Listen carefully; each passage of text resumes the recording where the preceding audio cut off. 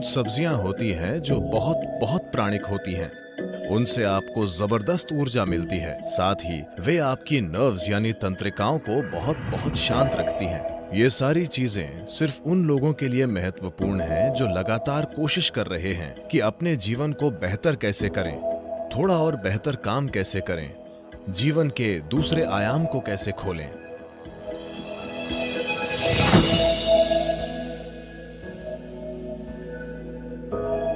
योगिक संस्कृति में हम भोजन को 3 वर्गों में बांटते हैं: पॉजिटिव प्राणिक भोजन, नेगेटिव प्राणिक भोजन और जीरो प्राणिक भोजन।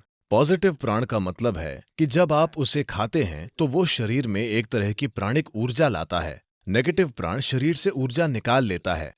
जीरो न देता है न लेता है, उसे बस स्वाद और आलस के लिए खाया जाता है।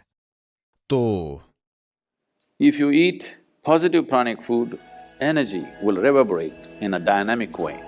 अगर आप पॉजिटिव प्राणिक भोजन खाते हैं तो ऊर्जा सक्रिय रूप से स्पंदित होगी।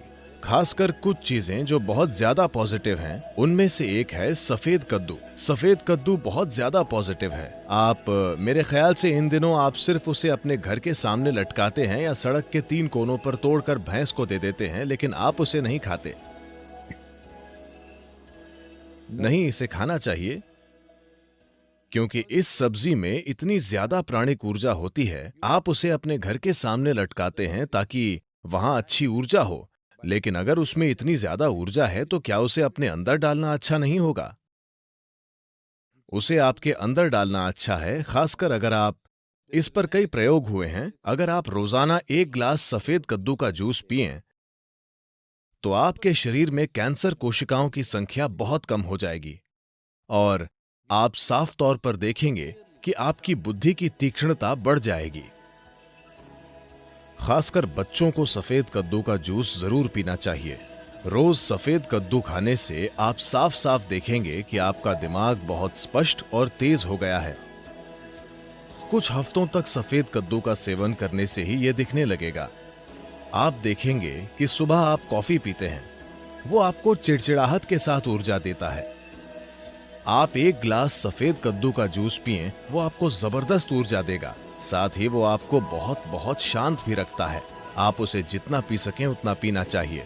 लेकिन वे लोग जिन्हें अस्थमा है, जिन्हें आसानी से सर्दी खांसी हो जाती है, ऐसे लोग अगर सफेद कद्दू का जूस पिएंगे तो आपको तुरंत सर्दी हो जाएगी, क्योंकि ये शरीर को ठंडा करता है।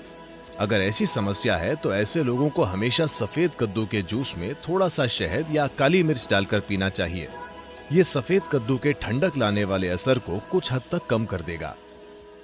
जब हम जिंदा रहने के लिए खाते थे तो हमें जो मिलता था हम खा लेते थे।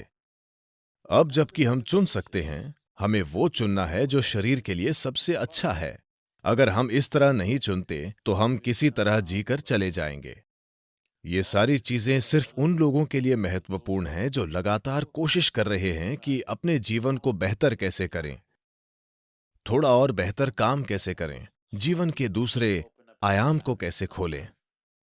अगर ऐसी चिंताएं हैं, फिर आप इस मशीन में किस तरह का भोजन या ईंधन डालते हैं, ये बहुत बहुत महत्वपूर्ण है।